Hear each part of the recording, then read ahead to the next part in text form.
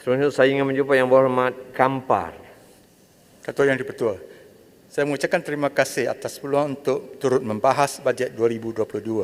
Pembintangan bajet 2022 ini adalah agak berlainan dengan yang dahulu, berikutan Memorandum Persahaman MOU, Transformasi dan Kestabilan Politik yang ditandatangani Kerajaan Persekutuan dan Pakatan Harapan pada 13 September yang lalu. Sebelum pembintangan bajet 2022 oleh Yang Amat Berhormat Menteri Kewangan, pihak pembangkang telah melibatkan diri dalam beberapa sesi libat urus dengan pihak kerajaan dengan cadangan-cadangan yang dikemukakan untuk pertimbangan Menteri Kewangan. Saya menyambut baik segala usaha-usaha dan komitmen kedua-dua pihak untuk memastikan kepentingan semua lapisan rakyat adalah terpelihara dan terjamin dari segi pembangunan sejagat yang dapat dinikmati semua, tanpa tiada golongan yang harus terasa terpinggir dalam arus pembangunan negara. Bajet 2022 telah bertemakan konsep keluarga Malaysia makmur sejahtera, selaras dengan pengumuman Yang Amat Berhormat Perdana Menteri dalam ucapan sulung beliau pada 22 Ogos 2021 yang menjadi dasar kerajaan di mana ia adalah bersifat inklusif dan berorientasi sempadan agama, bangsa dan kaum.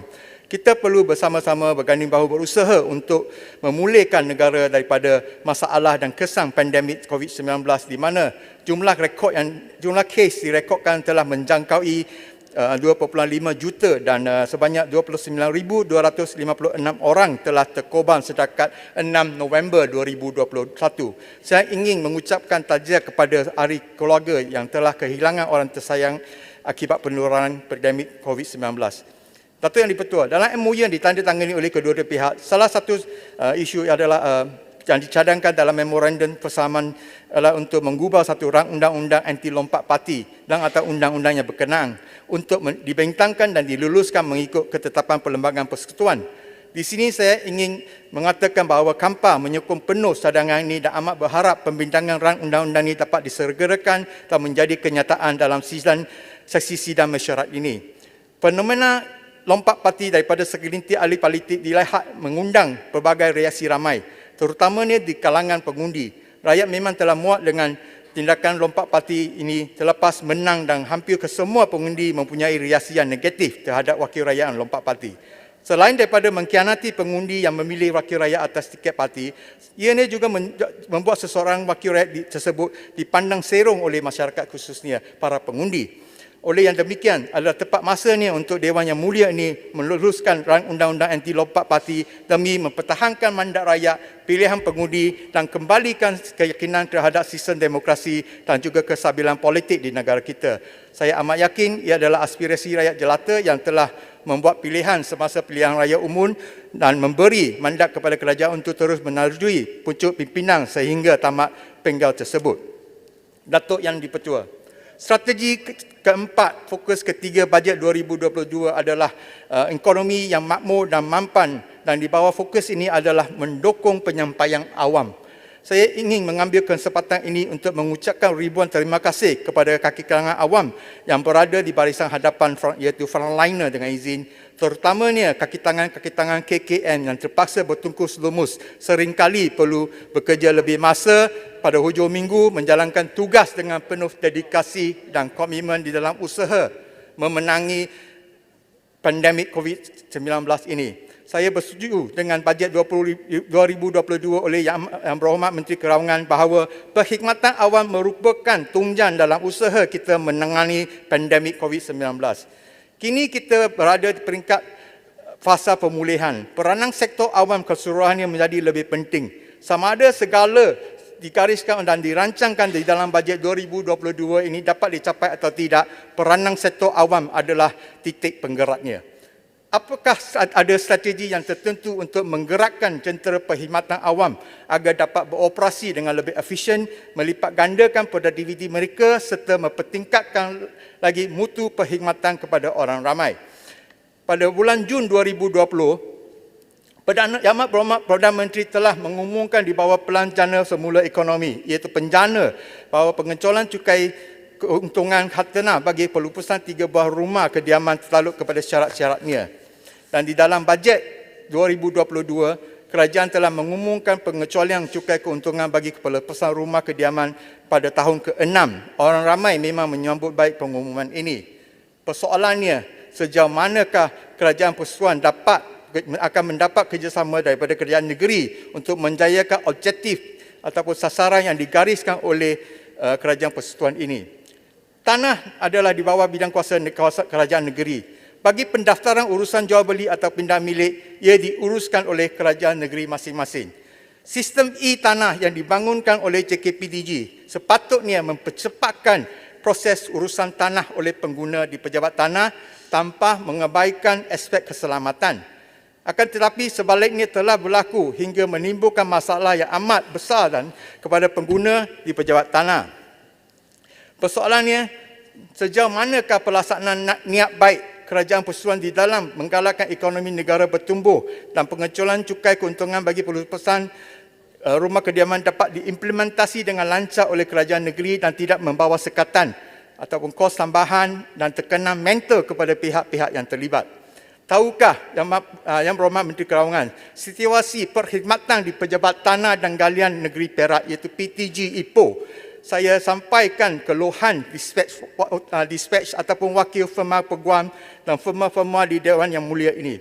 Menurut laporan atas The Star pada 3 November 2021 dengan kepala heading dengan izin, dispatch rider, lawyers queue at ungodly hours for appointment numbers at the State Land Office. Saya adalah orang Perak.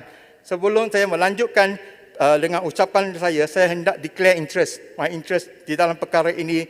Firma guaman saya sentiasa perlu mendapatkan perkhidmatan di Pejabat Tanah dan Galian Ipoh Perak PTG. Oleh itu, apa yang dilaporkan di dalam The Star, saya boleh sahkan kandungannya.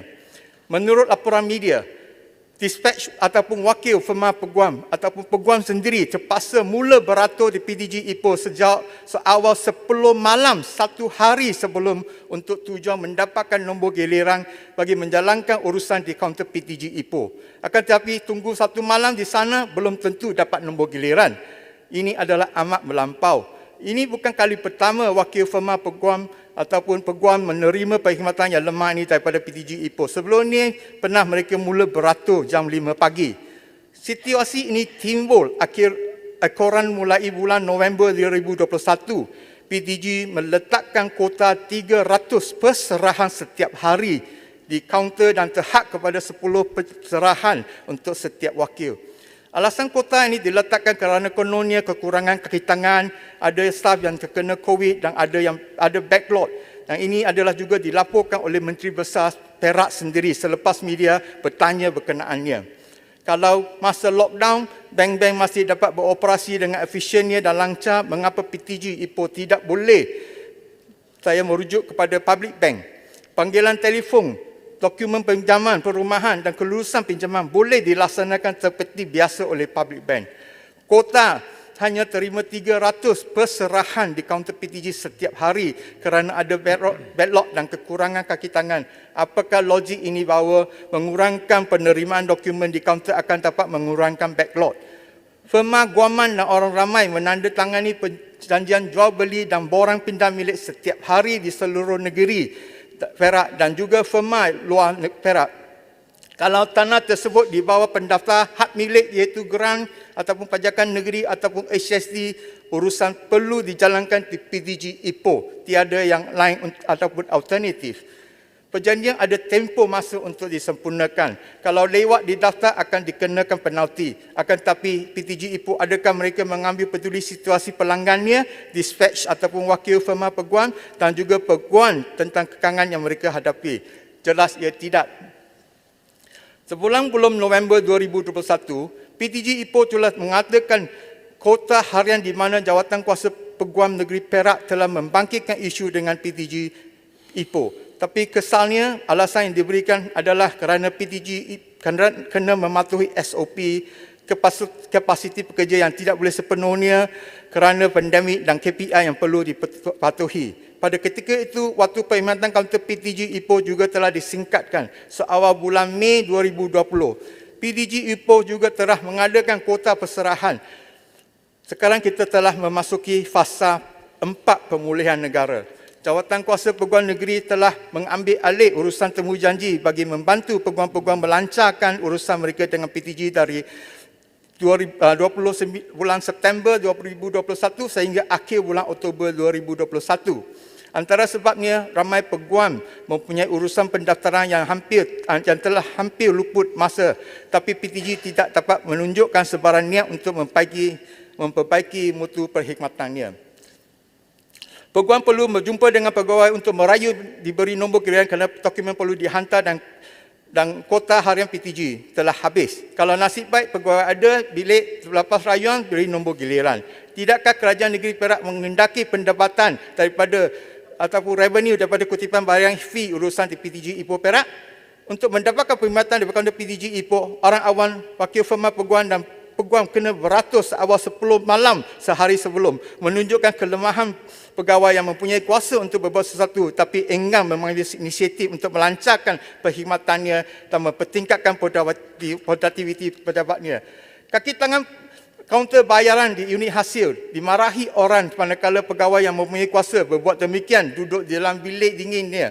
Tingkat bawah dilempar kemarahan orang awam, mereka sekadar boleh jawab tanya orang tingkat 2. Patut ada pegawai yang bertanggungjawab menimbulkan kelemahan penyampaian di kaunter seteruk macam itu. Kalau punca kerana ketua unit, tukar dia.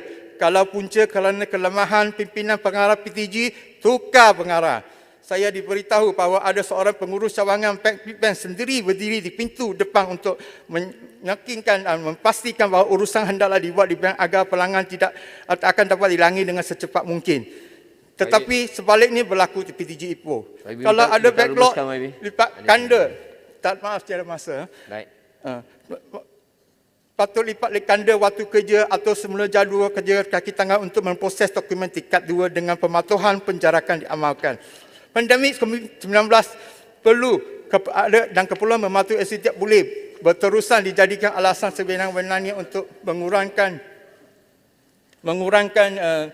waktu perkhidmatan di kaunter untuk orang ramai dan mewajibkan temu janji terlebih dahulu yang mana ia mengekang aturan masa orang awam mendapatkan perkhidmatan. Pandemik sepatutnya digunakan sebagai alasan untuk membaiki mutu perkhidmatan sektor awam secara tanpa kontak dengan teknologi asas talian dan peluang mencungkil minda untuk mengadakan pendekatan penyampaian kepada orang ramai yang lebih efisien dan berbanding dengan sebelum pandemik. Di fasa pemulihan ini, efisiensi sistem penyampaian dan produktiviti sewajarnya berlipat ganda agar kita dapat membangunkan ekonomi semula dalam masa yang terdekat ini.